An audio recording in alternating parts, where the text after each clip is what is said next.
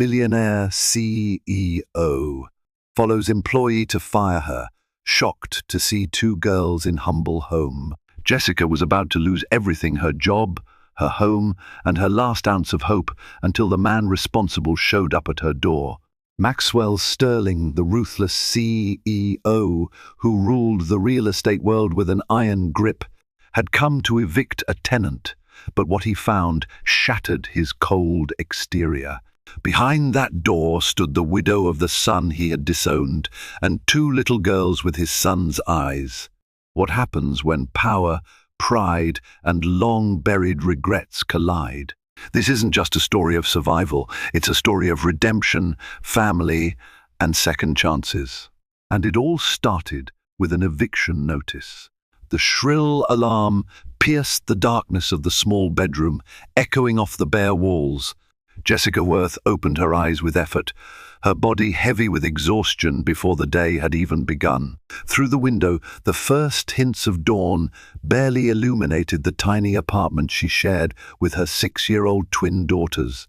Another day, she whispered to herself, careful not to wake Zoe and Harper, who were curled up together under a thin blanket on the mattress beside her. The sight of them sleeping peacefully, unaware of the crisis looming over their heads, made her heart ache and strengthen simultaneously.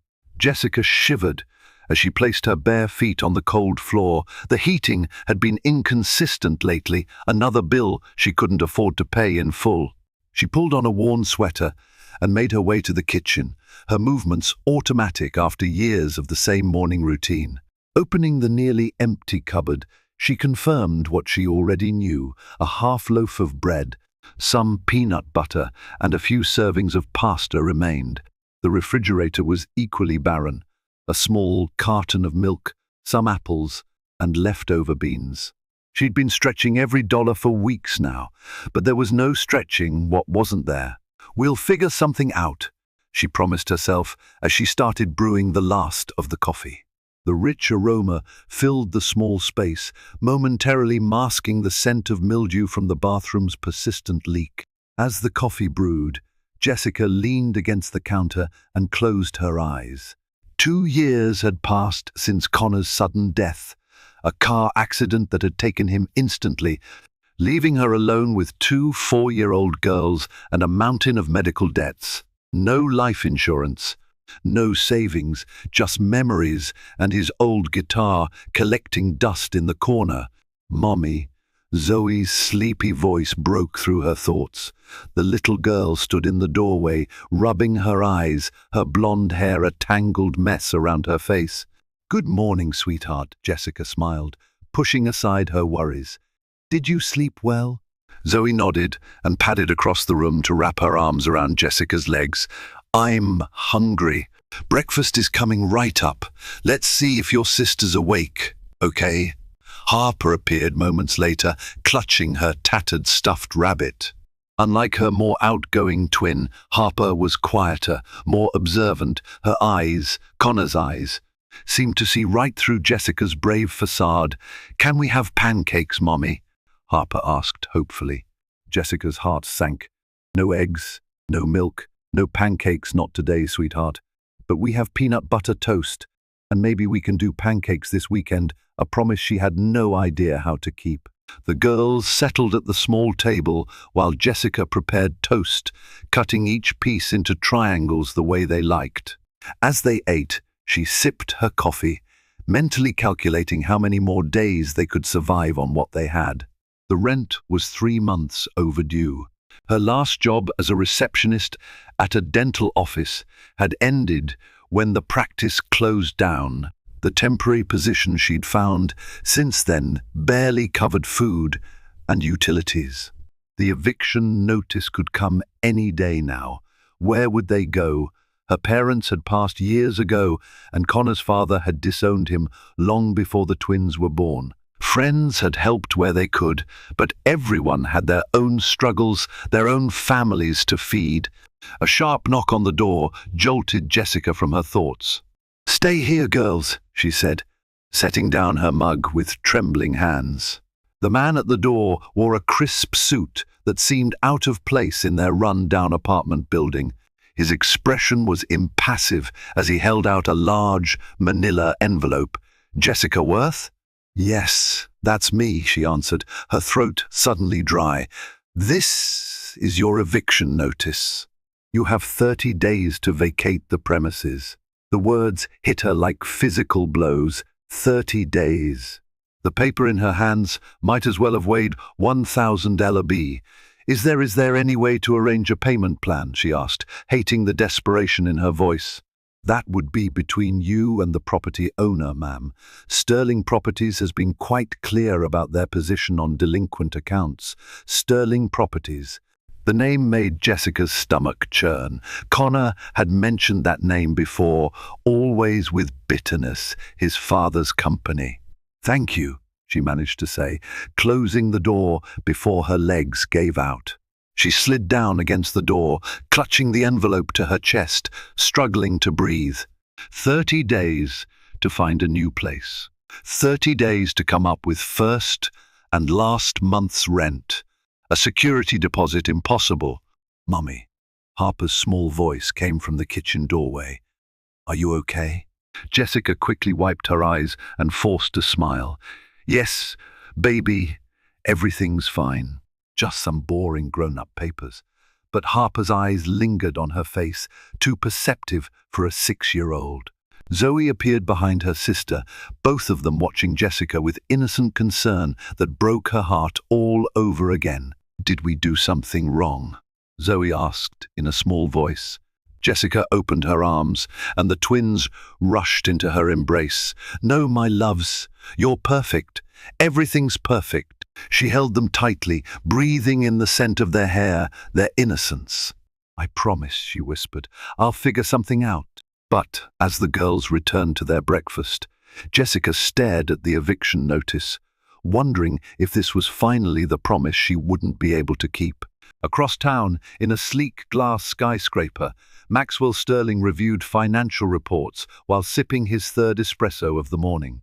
At 65, he commanded his real estate empire with calculated precision from his corner office, where floor-to-ceiling windows showcased the city he helped shape. "Your 900 is cancelled, Mr. Sterling," his assistant, Rebecca, announced, placing a folder on his immaculate desk. "And here are this month's eviction reports for review." Maxwell barely looked up from his computer. "Any unusual cases I should know about? Just standard delinquencies? All according to policy," she replied. He nodded curtly. For Maxwell, business was business. If tenants couldn't pay, they had to go simple mathematics. Proceed with all of them. "We need to maintain standards." Rebecca hesitated. "There's one property in Westbrook Heights. The tenant has twins. Children aren't exempt from contracts," Maxwell replied coldly. After Rebecca left, Maxwell studied the skyline he'd helped create. His success came from never allowing emotions to cloud business decisions.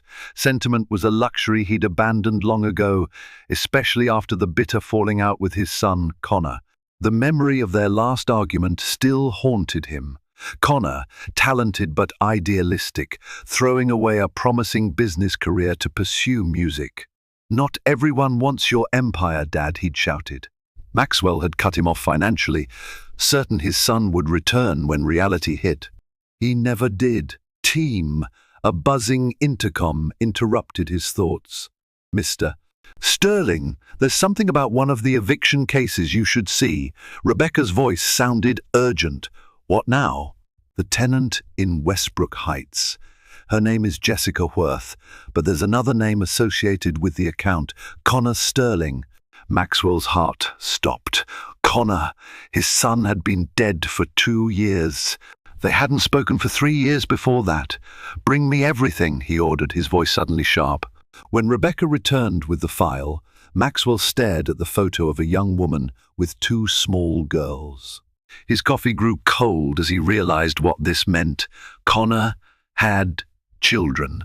He had grandchildren he never knew existed, and he was about to evict them without a word. Maxwell grabbed his keys and walked out, ignoring the meeting notifications on his calendar.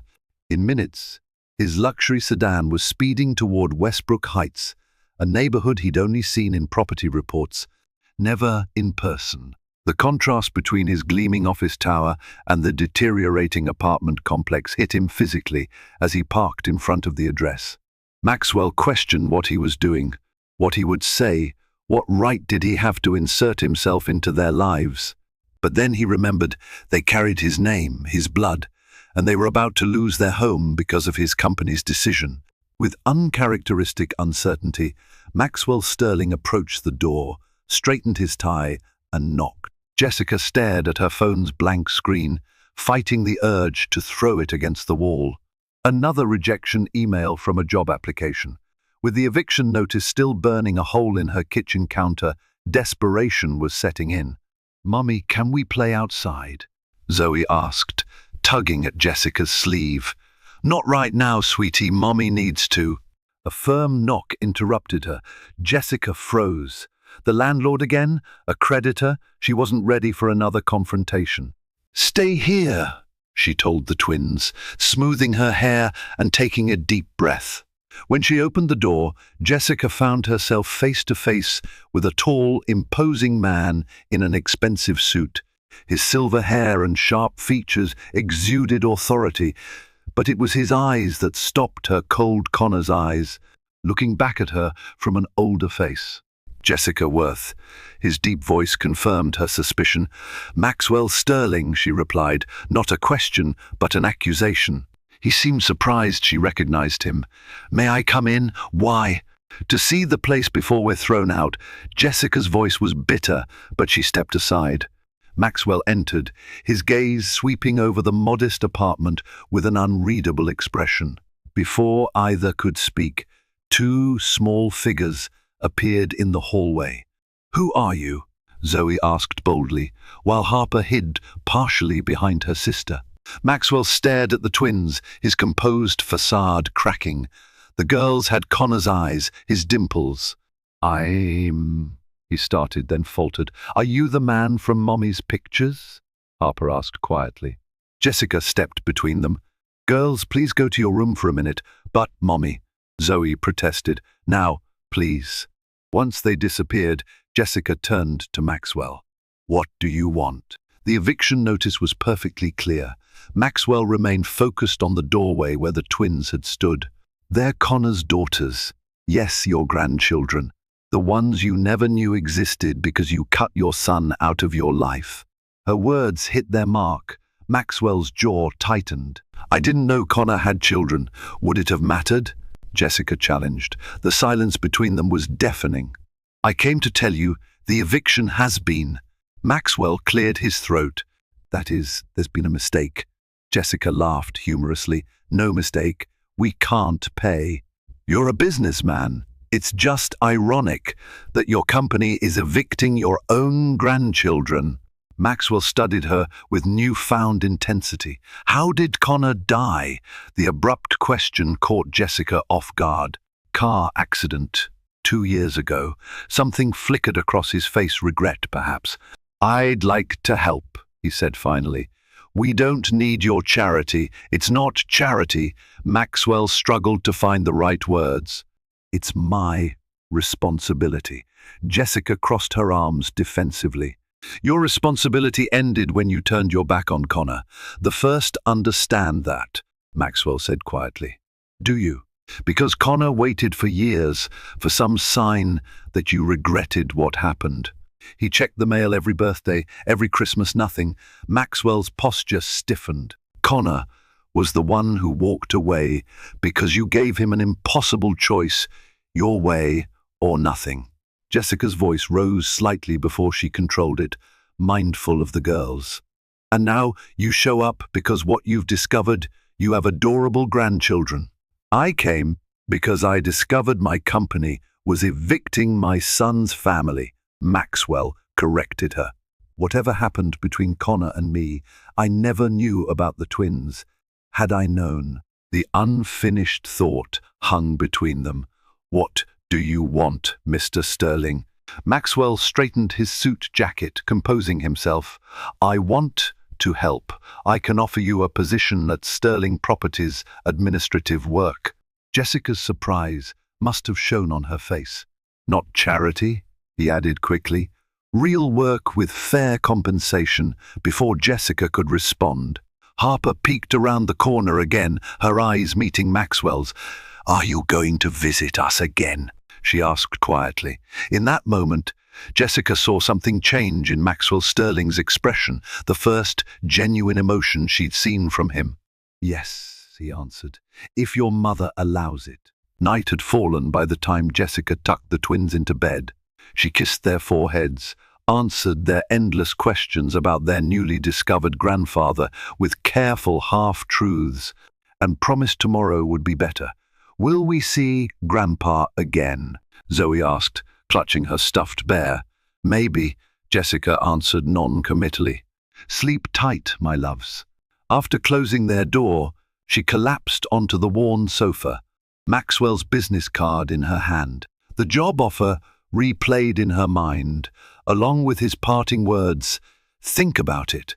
For their sake, her pride screamed to tear up the card. Connor had suffered from his father's rejection, had built his life deliberately opposite to Maxwell's corporate world. Taking a job from the man who'd disowned her husband felt like betrayal, but the eviction notice on the counter told another story. 30 days. The twins deserve stability, security. Jessica's phone rang, displaying an unknown number. Hello, Miss Worth? It's Maxwell Sterling. Jessica sat up straight. How did you get my number? I have resources. His tone was unapologetic. Have you considered my offer? It's been 6 hours, she replied curtly. In my experience, decisive people know their answer immediately. Jessica pinched the bridge of her nose. Your experience doesn't include single mothers facing eviction. Silence stretched between them before Maxwell spoke again. His voice softened slightly. Fair point. When can I expect your answer? I have questions first. This job, is it real or created for me? Will I report directly to you? What happens when the twins need me for school emergencies? The position is legitimate. You'd report to Daniel Forrester, our administrative manager. As for emergencies, Sterling Properties has family-friendly policies. Convenient, Jessica said dryly. Business evolves, even mine. Maxwell paused. I'd like to know more about them, the girls. Jessica tensed. Why? Because they're Connor's daughters? No. Jessica stood, pacing her small living room. You don't get to suddenly care about Connor's legacy now. Where were you when he needed a father? When he graduated, when he got married, when the twins were born. I made mistakes, Maxwell admitted, his voice uncharacteristically raw. Mistakes? Jessica laughed bitterly. You broke him. Do you know he kept your business card for years, just in case you ever wanted to reconcile? The line went so quiet, Jessica thought he'd hung up. I didn't know, Maxwell finally said. There's a lot you didn't know, like how he worked 3 jobs to support us when the twins came, how he turned down a music opportunity because it meant leaving us for 6 months. That's what a father does. Jessica could hear Maxwell's measured breathing. The job offer stands, he said. Finally, but I understand if you decline. Jessica closed her eyes, weighing pride against practicality. The twins' faces floated in her mind, innocent, trusting her to protect them. I'll take the job, she said quietly, but understand this, I'm doing it for them, not you, and it doesn't mean you get automatic access to their lives. I understand. Do you? Because I need to be clear, you hurt them, directly or indirectly, and you'll never see them again. The threat hung in the air, but Maxwell didn't challenge it. When can you start? He asked instead. Monday, and I'll need childcare assistance. Done. I'll have Rebecca arrange everything. After hanging up, Jessica stared at the phone, wondering if she'd just made a deal with the devil or found salvation for her family. In either case, there was no turning back.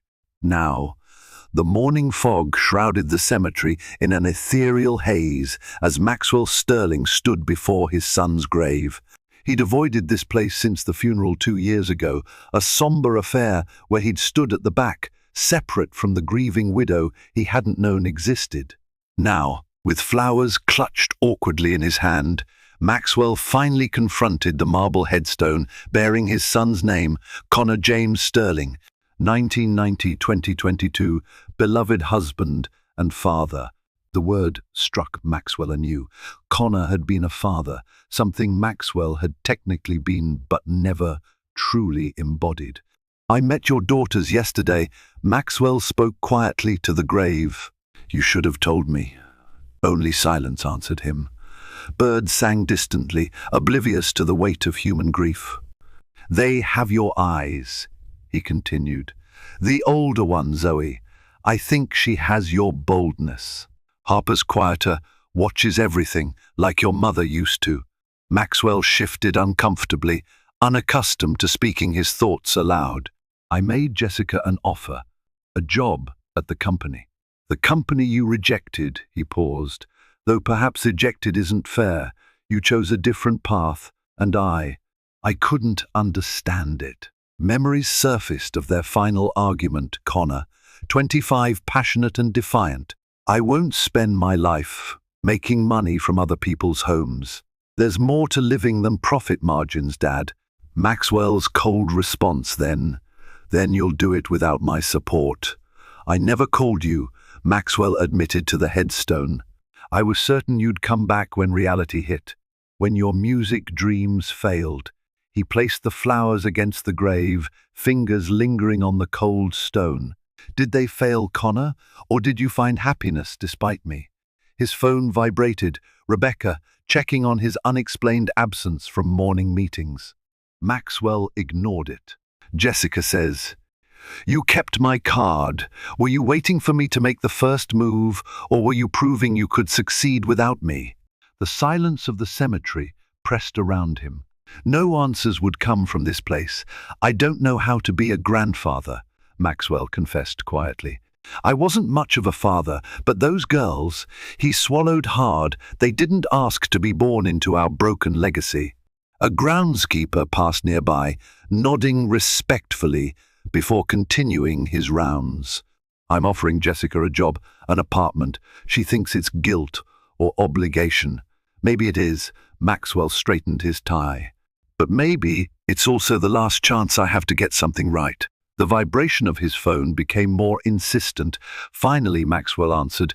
"Mr. Sterling, Jessica Worth called the office," Rebecca reported. "She's asking about details for Monday." Maxwell looked once more at Connor's grave. "Tell her I'll meet her personally to discuss arrangements." "Sir, you never handle orientation." "I do now," Maxwell replied, ending the call as he walked back to his car. Maxwell felt something shift within him, not healing, not yet, but perhaps the first acknowledgement that healing might be possible. Too late for his son, but perhaps not for his granddaughters. Too late to be the father Connor needed, but perhaps in time to become the grandfather Zoe and Harper deserved. Monday morning arrived with a mixture of nerves and determination for Jessica.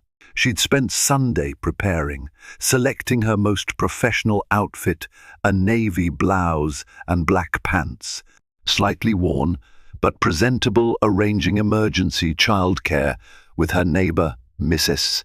Peterson, and reviewing basic office skills on YouTube tutorials. "Do you have to go, Mommy?" Harper asked as Jessica braided her hair. "Yes, sweetheart. Mommy has a new job that will help us keep our home." "With Grandpa," Zoe interjected, already dressed and bouncing on her toes. Jessica hesitated. "At his company. Yes. Will we see him today?" Harper's question was quieter, more tentative. "I don't know," Jessica answered honestly, "but I'll be home for dinner and you can tell me all about your day with Mrs. Peterson." After dropping the twins off next door, Jessica caught the bus downtown. The Sterling Properties building towered over the business district, 40 floors of gleaming glass and steel. Her stomach tightened as she approached the entrance. The receptionist looked up, with practiced politeness. "May I help you?" "Jessica Worth. I'm starting today in administration." Recognition flickered across the woman's face. "Yes, Miss Worth. Mr. Sterling is expecting you. 15th floor. Mr. Sterling, personally." Jessica had assumed she'd be processed by HR. The elevator ride felt interminable. When the doors opened, Rebecca, Maxwell's assistant, whom she'd spoken with by phone, greeted her. "This way, please. Mr. Sterling wanted to introduce you to your department personally." Jessica followed her through an open office layout where employees glanced up curiously. Maxwell waited at a corner office, speaking to a man with glasses and a friendly face. "Miss Worth," Maxwell nodded formally. "This is Daniel Forrester, Administrative Manager. You'll report directly to him."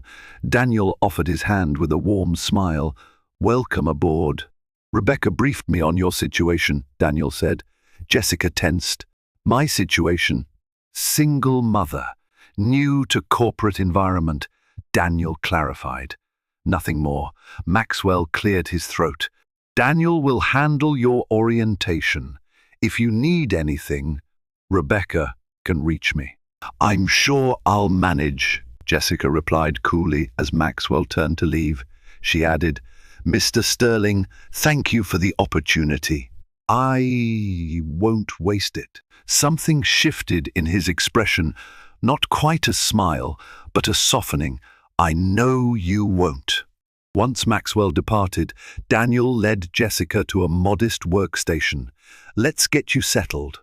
Nothing too challenging today, just systems, training and paperwork." By lunchtime, Jessica's head swam with passwords, protocols and procedures.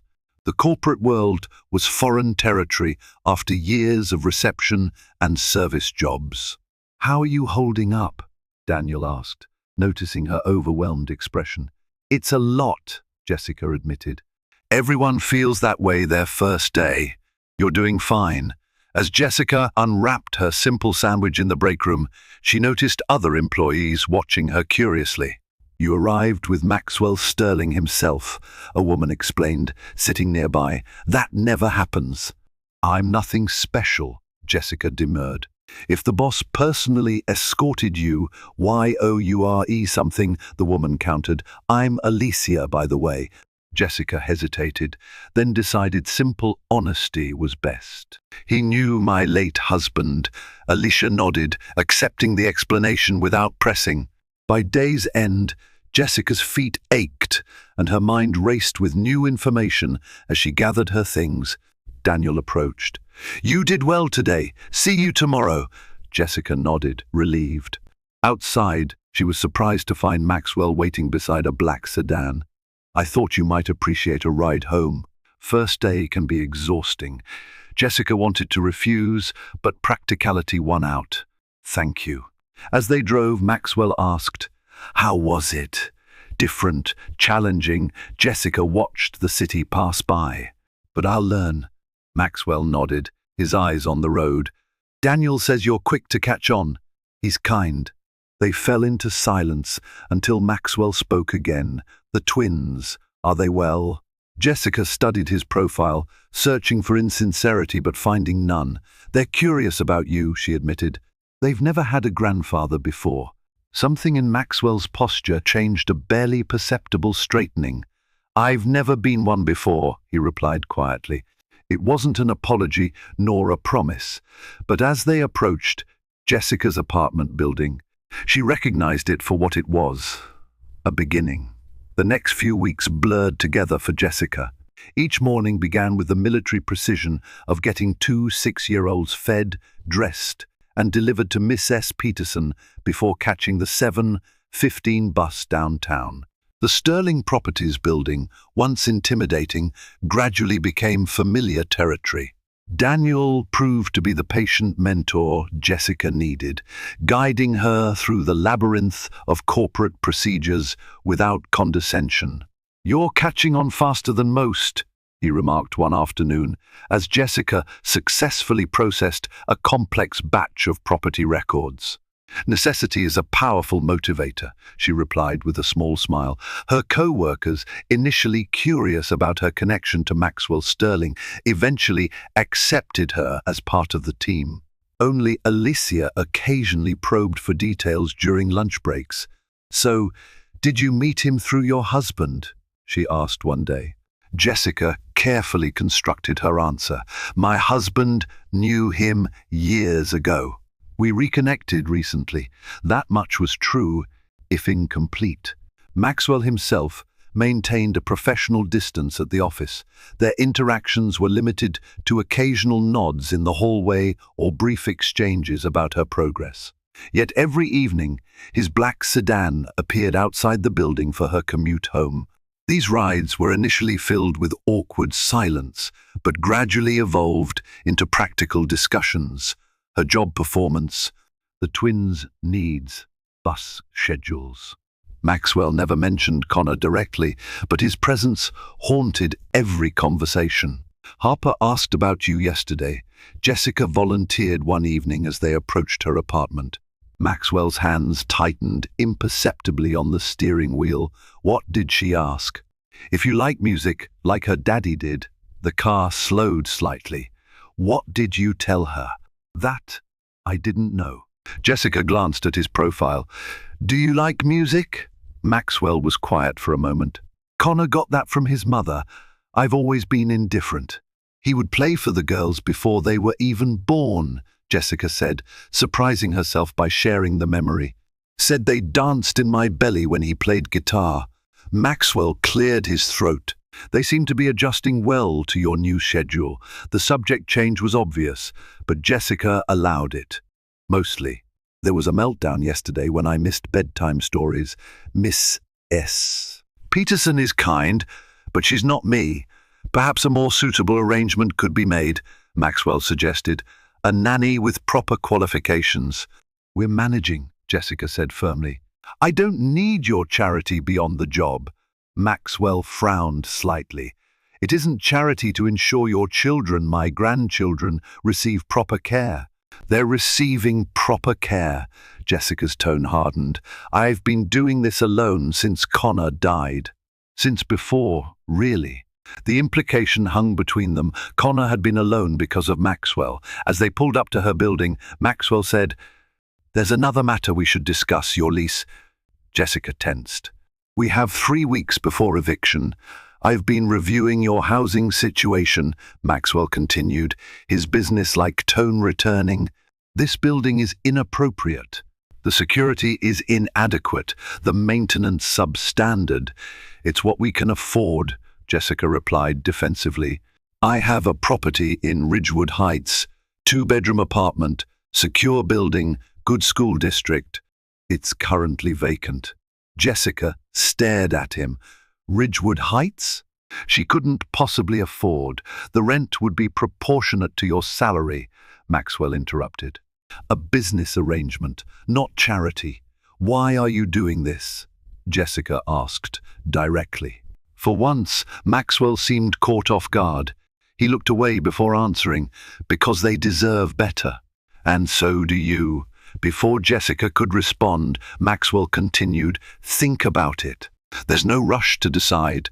As Jessica exited the car, she turned back. "The girls have a school presentation Friday morning. They've been practicing for weeks." She hesitated. "They'd probably be happy if you came." Something flickered across Maxwell's face, surprise, perhaps even gratitude. "Tell me the details," he said simply. Jessica nodded and closed the door, watching the black sedan disappear around the corner. With each passing day, the lines she'd drawn between them blurred a little more. She wasn't ready to forgive Maxwell Sterling, but for her daughter's sake, she was beginning to wonder if she could learn to accept him. Friday morning arrived with the perfect storm of chaos. Zoe woke with a low-grade fever. Harper spilled juice on her presentation outfit, and Jessica's alarm failed to go off. By the time they rushed into the elementary school auditorium, Jessica's nerves were frayed to breaking point. "We're not late, are we?" she whispered to Miss S. Peterson, who had kindly driven them. "Just in time," the elderly woman assured her. The kindergartners go last. Jessica scanned the crowded room, surprised to feel disappointment when she didn't see Maxwell. She hadn't really expected him to come, had she? Jessica, the deep voice behind her made her jump. Maxwell stood there, looking uncomfortably out of place among the casual parents in his tailored suit. He held a small bouquet of daisies in one hand. "You came," Jessica said, unable to hide her surprise. "You invited me." His tone suggested it was that simple. Before she could respond, the music started. They took seats near the back, Maxwell sitting stiffly as if the plastic chair might contaminate his expensive suit. The kindergarten class filed onto the small stage, the children squinting under the lights as they searched for familiar faces. Harper spotted them first, nudging Zoe, whose flushed face brightened momentarily. "The one on the left is sick," Jessica murmured. Zoe insisted on coming anyway. Maxwell's gaze focused intently on the twins. They're stubborn like Connor. It was the first time he'd mentioned his son voluntarily, and Jessica felt the weight of the moment. The children performed their song about seasons, Zoe visibly wilting by the end. As the audience applauded, Jessica was already on her feet. "I need to take her home. She shouldn't be at school today." Maxwell stood immediately. "My car is closer than the bus." For once, Jessica didn't argue. 20 minutes later, they were at Jessica's apartment. Zoe curled up on the sofa with a children's show playing quietly. Maxwell stood awkwardly in the small living room while Jessica took Harper to change clothes. "Will you stay with us, Grandpa?" Harper asked, looking up at Maxwell with Connor's eyes. Maxwell glanced at Jessica, silently asking permission. "Mr. Sterling has work," Jessica began. "Actually," Maxwell interrupted, checking his watch. "I cleared my morning schedule." Jessica raised an eyebrow but didn't object while she settled Zoe with medicine and juice. Maxwell sat tentatively beside Harper, who had pulled out a coloring book. "Do you like to color, Grandpa?" Harper asked, offering him a crayon.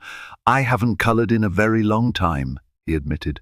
"You stay in the lines better than Mommy," Harper observed seriously, as Maxwell carefully colored a dinosaur.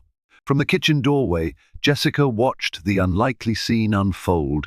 The mighty Maxwell Sterling, terror of the real estate world, coloring with painstaking precision while her daughter chattered away. There was something almost vulnerable in his concentration. When her phone rang, Jessica stepped into the kitchen to answer it. Daniel's voice sounded concerned. "Jessica, is everything okay, mister?" Sterling cancelled all his meetings without explanation. "Zoe's sick. He drove us home from the school presentation." A pause. "I see. Should I reschedule his afternoon appointments too?" Jessica glanced into the living room, where Maxwell was now reading a story to both twins, Zoe having migrated to the couch beside him. "Let me ask him," she said. But as she approached, the scene before her made her hesitate. Harper was demonstrating how to make different voices for characters. Zoe, despite her fever, was giggling at Maxwell's awkward attempts. And Maxwell, his usual stern expression, had softened into something Jessica had never seen before. "I'll have him call you back," Jessica told Daniel, ending the call. Some barriers, she was beginning to realize, were perhaps meant to come down after all. Jessica stood in the empty apartment, sunlight streaming through spotless windows. The space was modest by any normal standard, 2 bedrooms, a combined living and dining area, a kitchen with actual counter space, but compared to their current home, it felt palatial. "This is really within my budget?" she asked, running her hand along the smooth kitchen counter. Maxwell nodded, standing near the entrance, with his hands clasped behind his back. "The rent will be proportionate to your salary. I've had the paperwork prepared." He gestured to a folder on the counter. Jessica flipped through the documents, searching for the catch, the fine print that would reveal this as another power play. Instead, she found a straightforward lease at a rate she could manage, even with her new salary. "Why?" she asked, looking up at him. Maxwell's expression remained neutral. Because living conditions affect performance. It's a business decision. Is that really all it is? For a moment, something flickered in his eyes, discomfort at being challenged, perhaps. The twins deserve better than that apartment building. Jessica closed the folder. And if I were to miss a payment, would you evict us as efficiently as your company tried to before? Maxwell met her gaze directly. You won't miss payments. It wasn't an answer, but the confidence in his voice, not in his company's policies, but in her, caught Jessica off guard. Before she could respond, her phone chimed with a text from Miss S. Peterson. Girls asking when you'll be home. Zoe feeling better. I should go, Jessica said, tucking the folder into her bag. I'll review this tonight. Take your time, Maxwell replied, though they both knew she had already decided. The following weekend brought moving day, a modest affair with few possessions to transport. Daniel had organized a company van and recruited 2 maintenance workers to help. Maxwell himself appeared mid-morning, observing rather than participating. Grandpa. Zoe spotted him first, running across the parking lot. Harper followed more cautiously behind. Maxwell stiffened momentarily before kneeling to their level. Hello, girls. Are you excited about your new home? Will our room have pink walls? Zoe asked hopefully. The walls are white, Maxwell answered, but perhaps we can add color with artwork and curtains. Jessica interrupted, approaching with a box in her arms. Mr. Sterling isn't responsible for decorating, she said. Actually, Maxwell cleared his throat.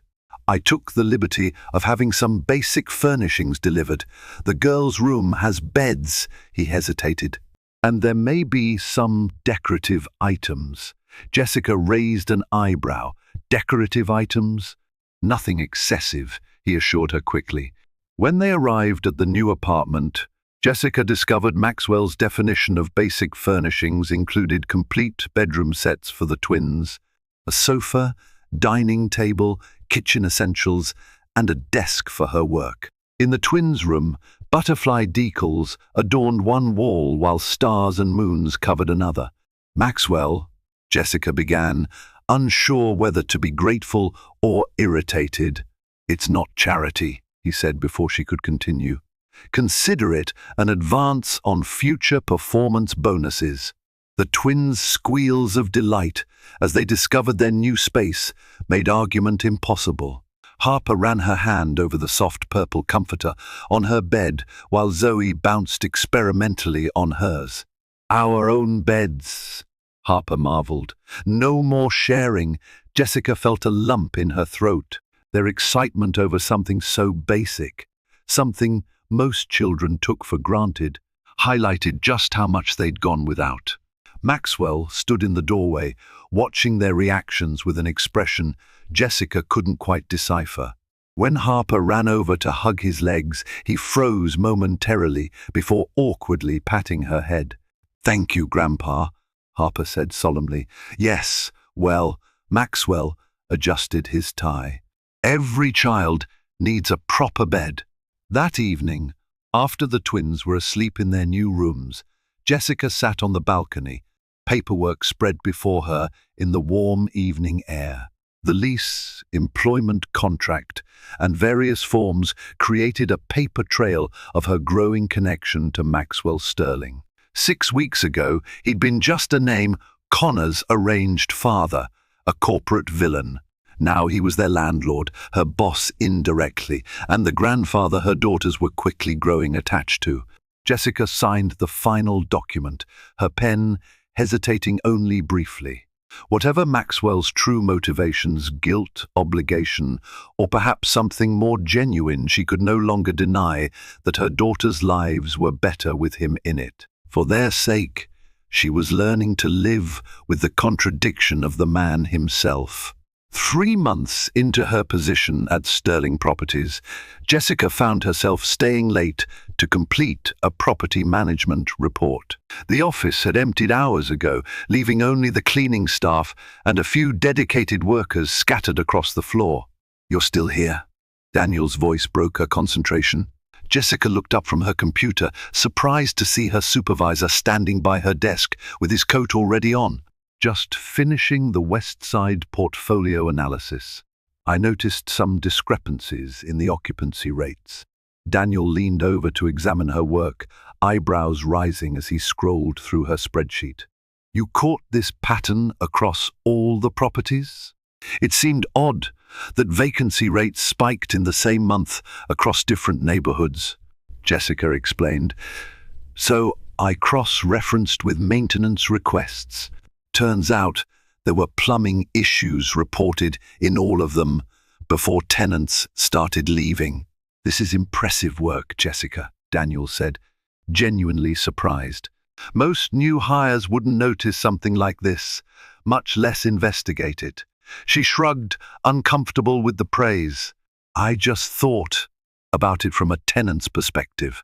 When our old apartment had plumbing problems, everyone in the building complained. That's exactly the perspective we need, Daniel smiled.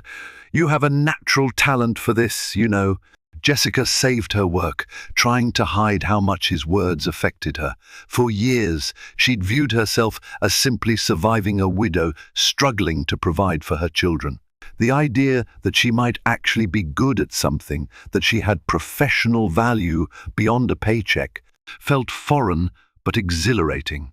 I should get home to the girls, she said, gathering her things. Maxwell left an hour ago, Daniel mentioned. Do you need a ride? I'll catch the bus. It's not far from the new place. The new apartment had transformed their lives in ways Jessica hadn't anticipated. The twins thrived in their safe environment, making friends with neighboring children and enjoying the small playground in the building's courtyard. Their nightmares, once frequent after Connor's death, had virtually disappeared. Jessica arrived home to find Miss S. Peterson reading to the girls in their bedroom. They've been angels, the older woman reported, even finished all their homework before TV time. After Miss S. Peterson left, Jessica tucked the twins into their beds, still a novelty, having separate ones, and listened to their excited chatter about their day. Tommy from 4B showed us how to make paper airplanes, Zoe announced. And I made mine fly all the way across the playground, Harper added. That's wonderful, Jessica smiled, kissing their foreheads. Sweet dreams, my loves.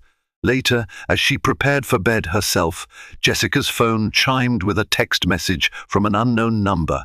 Daniel mentioned your analysis of the West Side properties. Would you present your findings at tomorrow's management meeting? Miss Jessica stared at the message.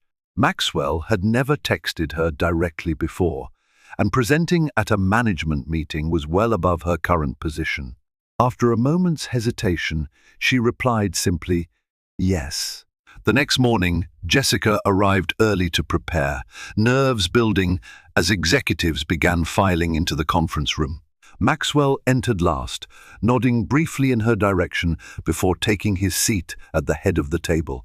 Before we begin regular business, he announced, Jessica Worth has identified a pattern affecting multiple properties that warrants our attention. All eyes turned to her, and for a brief moment, Jessica felt paralyzed. Then she remembered the countless times she'd faced worse challenges giving birth to twins, losing Connor, facing eviction. This was just a meeting. She began speaking, her voice growing more confident as she presented her findings. The executives listened attentively, asking thoughtful questions that she answered with growing assurance. When she finished, Maxwell nodded almost imperceptibly. Thank you, Miss Worth. Daniel, coordinate with maintenance to address these issues immediately. It wasn't effusive praise, but from Maxwell Sterling, it might as well have been a standing ovation. As the meeting adjourned, Jessica gathered her materials, surprised when Maxwell approached her directly. Good work, he said simply. You have an instinct for this business. Coming from him, the words carried unexpected weight. Jessica realized that for the first time since Connor's death, she wasn't just surviving, she was beginning to thrive. Mummy, Can Grandpa come to our birthday party? Zoe's question caught Jessica off guard as she braided her daughter's hair on Saturday morning. Birthday party? Your birthday isn't for 2 more months, Jessica replied, buying time. Harper looked up from her drawing at the kitchen table. But we need to plan it now, she said. Miss Wilson says proper parties need planning. Jessica smiled at her daughter's serious expression. Miss Wilson, their first-grade teacher, was big on planning and preparation. Well, we'll have to see. Grandpa is very busy with work, Jessica hedged. But he's the boss, Zoe reasoned. Can't he tell people he has important grandpa business? Jessica chuckled, despite herself. The twins had become increasingly attached to Maxwell over the past months. What had begun as occasional encounters had evolved into semi-regular weekend visits. Maxwell had even attended a school function last month, sitting uncomfortably among the other parents but visibly proud when Harper received a reading award. Her phone buzzed with a text message. Would Saturday lunch be convenient? There's a matter I'd like to discuss, miss. Even his text messages were formal.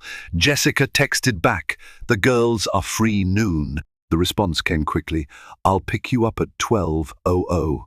When Jessica told the twins, they erupted in excitement, rushing to choose their outfits while debating what restaurants might have the best desserts.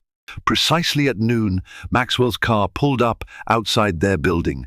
The twins raced down to meet him, with Jessica following behind. Good afternoon, Maxwell greeted them, opening the car doors. He was dressed more casually than usual, a button-down shirt without a tie and dark slacks, instead of a full suit. Where are we going, Grandpa? Harper asked as they settled in. I thought we might try Harrison's.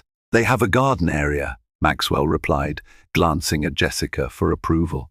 She nodded, surprised by his consideration. Harrison's was upscale but family-friendly, a perfect middle ground between Maxwell's usual haunts and the cheerful chain restaurants the girls preferred. At the restaurant, they were seated in a pleasant courtyard beneath flowering trellises. While the twins exclaimed over the menu's illustrations, Maxwell cleared his throat. There's something I wanted to discuss, he began, directing his words to Jessica but including the girls with his gaze. Jessica tensed slightly. What is it? I've purchased a lake house about an hour outside the city, Maxwell stated. Nothing extravagant, but it has a dock and a small beach area. I thought perhaps you and the girls might like to spend a weekend there. The summer heat in the city can be oppressive. Jessica blinked in surprise. This wasn't about work or financial arrangements. This was purely personal, a social invitation, a step beyond their careful dance. A beach. Zoe's eyes widened. Swimming, a shallow area. Yes, Maxwell nodded. And there are kayaks. Harper looked thoughtful. Can we stay overnight? Like camping? There are proper beds, Maxwell assured her. 3 bedrooms, actually. Jessica studied him carefully. When did you buy this lake house?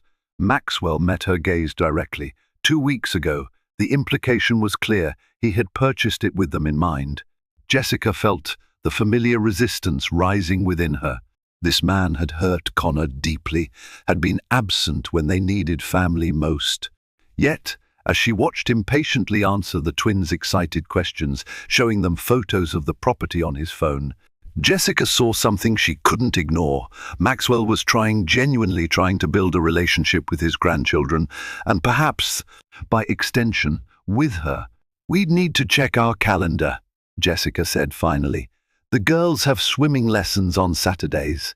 Maxwell nodded, understanding her unspoken message, not a rejection, but not immediate acceptance either. Of course, the invitation stands whenever you're available. As lunch progressed, Jessica found herself watching Maxwell interact with the twins.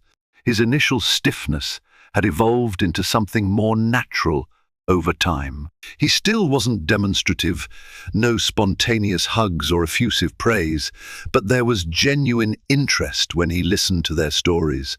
Real concern when Harper mentioned a playground bully. Maybe next weekend, Jessica found herself saying as they finished dessert, if the offer still stands. The smile that briefly crossed Maxwell's face contained something she'd never seen before: hope. "It does," he replied simply. The lake house stood on a gentle slope overlooking clear blue waters, its weathered cedar exterior blending harmoniously with the surrounding pines. It was smaller than Jessica had expected, not the ostentatious mansion she'd imagined. Maxwell would choose but a comfortable retreat with a wide porch and large windows to capture the view. "It's beautiful," Zoe exclaimed, bouncing in her car seat as Maxwell pulled into the gravel driveway. The twins burst from the car the moment it stopped, racing toward the wooden dock that extended into the lake. Jessica called after them, "Stay where I can see you." "They'll be fine," Maxwell said, retrieving bags from the trunk. "The property is fenced, and the water is shallow near the shore." Jessica nodded, though her maternal instinct remained on high alert. "This place isn't what I expected." "What did you expect?" Maxwell asked, handing her a tote bag. "Something showier, more Maxwell Sterling." He almost smiled. Connor used to say, "I had no appreciation for understated quality." The mention of Connor, offered voluntarily without tension, caught Jessica by surprise. Throughout their complicated relationship, Maxwell had carefully avoided discussing his son. Inside, the house was comfortably furnished with overstuffed couches and rustic wooden tables. A stone fireplace dominated one wall, while the opposite side featured windows overlooking the lake, where the twins were now skipping stones. "The previous owners were retiring to Arizona," Maxwell explained, setting down their bags. "They'd maintained it well. It needed very little renovation." Jessica wandered to the windows, watching her daughters. "Why did you really buy this place, Maxwell?" He paused, considering his answer. "I never took Connor to places like this. His mother wanted to, but I was always too busy with work. There was always another deal, another acquisition." Maxwell stood beside her at the window. "I thought perhaps I could do better this time." The honesty in his voice settled something in Jessica's chest, a question she'd been holding since he first appeared at their door months ago. The weekend unfolded with surprising ease. Maxwell had prepared for their visit meticulously. Child-sized life vests hung in the boathouse. The refrigerator was stocked with family-friendly foods, and a collection of board games filled a cabinet in the living room. By Saturday evening, after a day of swimming and exploring, the twins were exhausted. Jessica tucked them into their beds in the cheerful room Maxwell had apparently designated as theirs, complete with nautical-themed bedspreads. "Best day ever," Zoe mumbled sleepily. "Grandpa showed me a turtle," Harper added, already half asleep. When Jessica returned to the living room, she found Maxwell on the porch, nursing a glass of whiskey as he gazed at the moonlight reflecting off the lake. She joined him, accepting the glass of wine he offered from a side table. "They're happy," she said simply. Maxwell nodded. "They're remarkable children. Connor would have loved this place," Jessica said softly.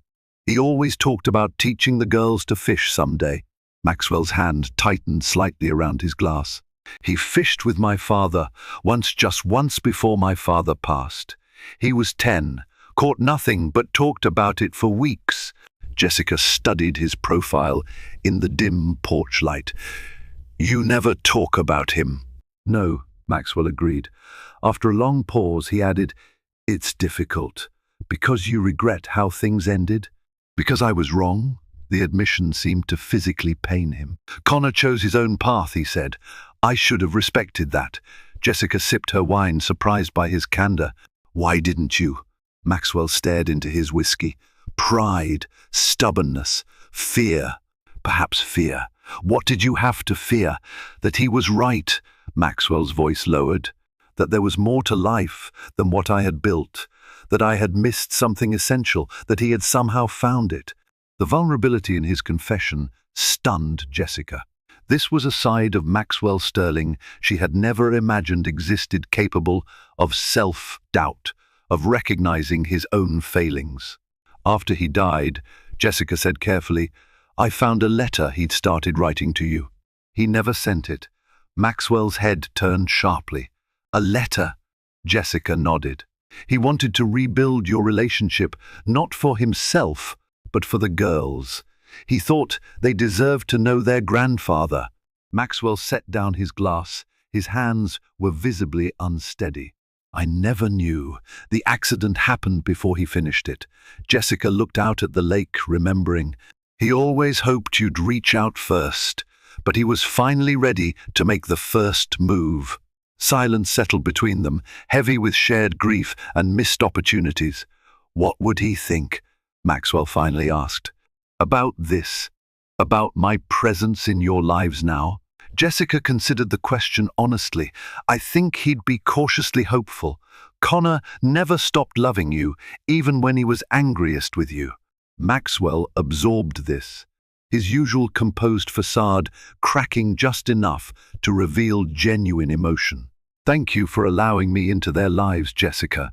I know it hasn't been easy for you. It hasn't, she agreed.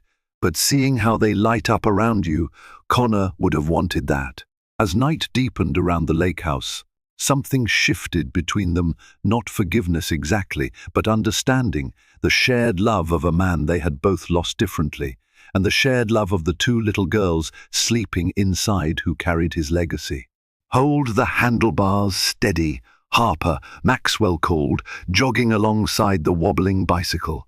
His usually immaculate appearance was transformed, sleeves rolled up, a light sheen of sweat on his forehead, and uncharacteristic excitement in his voice.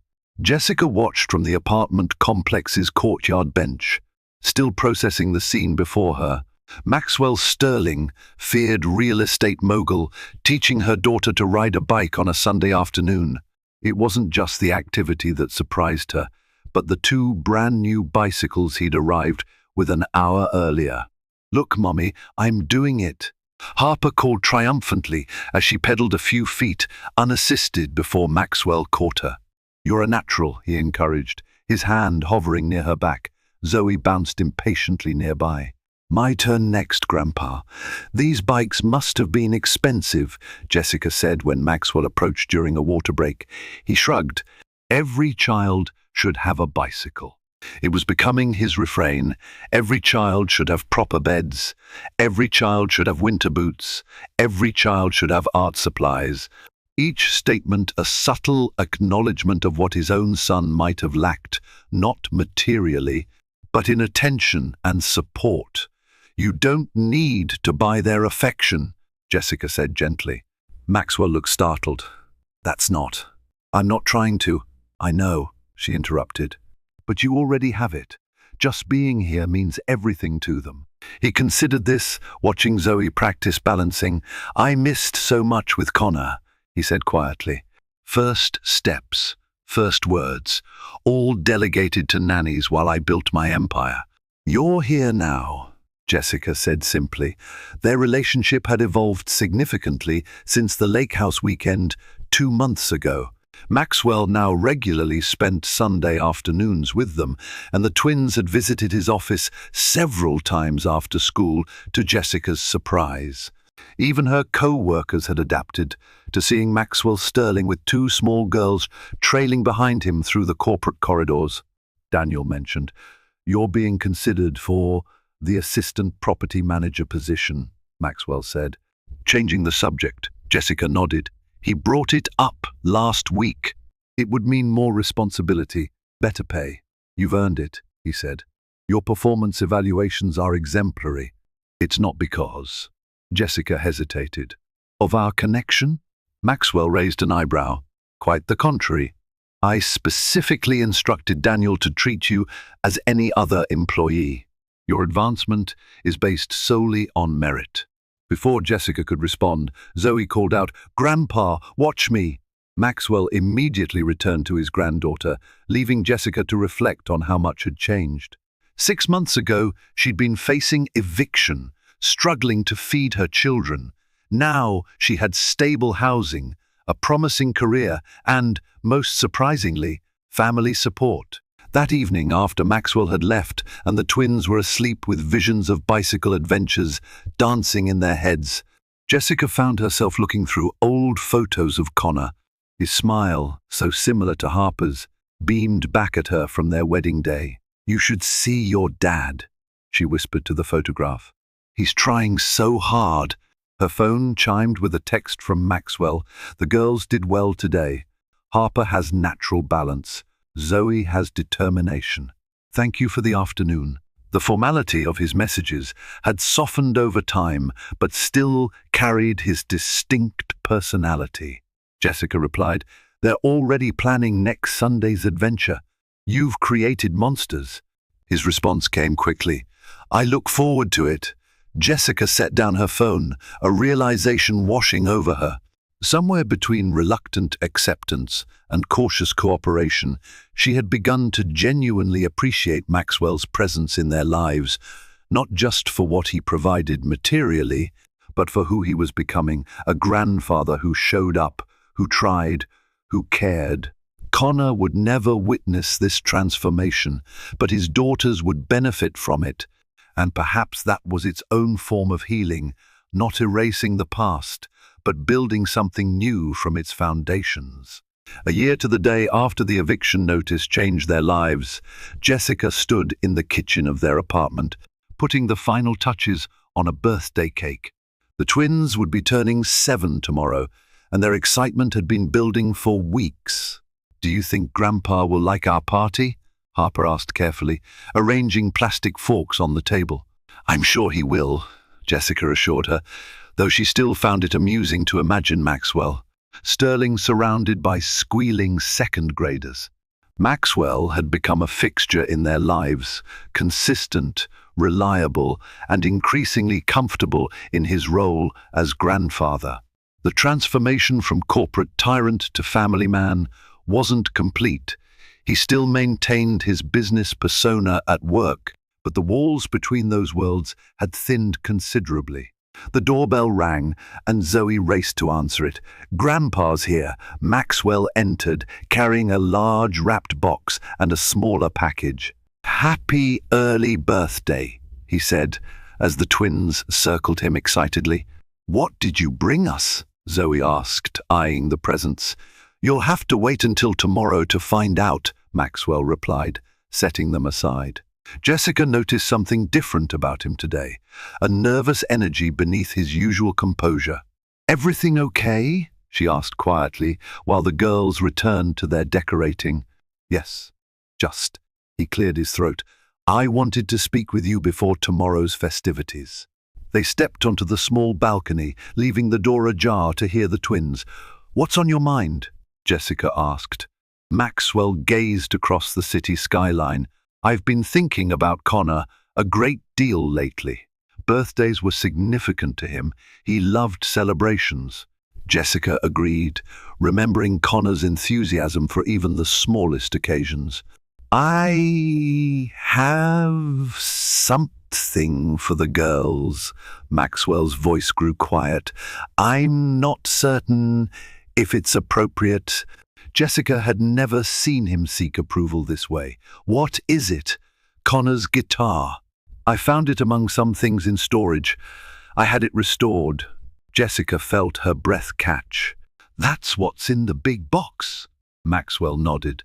"I thought perhaps they might want to learn." Connor would have taught them. The thoughtfulness of the gesture, connecting the twins to their father's passion, moved Jessica deeply. "They'll treasure it." "Maxwell," she said, truly touched. He seemed relieved. "There's something else," he said, handing her the smaller package. Curious, Jessica unwrapped it to find a framed photograph she'd never seen before. Connor as a teenager, playing guitar on what looked like the lake house dock, his face young and carefree. "I didn't know you had this," she whispered. "It was taken the last summer we spent together as a family." Maxwell didn't finish the sentence. He didn't need to. Before the arguments, before the estrangement. "Thank you," Jessica said, simply touched by the gift and what it represented. Maxwell nodded, then added, I've established trust funds for the girls' education. Nothing extravagant, but enough to ensure they have options when the time comes. A year ago, Jessica would have refused such assistance. Now she understood it for what it was: not control or obligation, but love. Connor would be grateful, she said, and so am I. From inside came shrieks of laughter as the twins chased each other around the living room. The sound drew a small smile from Maxwell, a genuine expression that had become less rare over the months. I never imagined this, he admitted quietly. A second chance at family. Jessica touched his arm lightly. Sometimes life's greatest gifts come from our deepest wounds. As they rejoined the twins inside, Jessica watched Maxwell kneel down to help Harper with a particularly challenging balloon. In that moment, she realized they had all come full circle, from strangers bound by loss to a family connected by love. The man who had once been merely Connor's estranged father, then an unwelcome intruder, had become something unexpected. A pillar of support, a trusted friend, a beloved grandfather. Some journeys begin with an ending. Theirs had started with an eviction notice and a confrontation. But where it led to healing, to connection, to belonging, was something none of them could have foreseen that desperate morning a year ago. And as Maxwell helped Zoe hang streamers from the ceiling, his expensive suit forgotten in favor of family chaos, Jessica knew that Connor would be smiling down on them all. Life doesn't always offer second chances, but sometimes love finds a way. If Jessica's story moved you, leave a comment to share your thoughts. And if you believe in redemption, family, and the quiet strength of a mother's love, please like this video and subscribe for more real stories that inspire.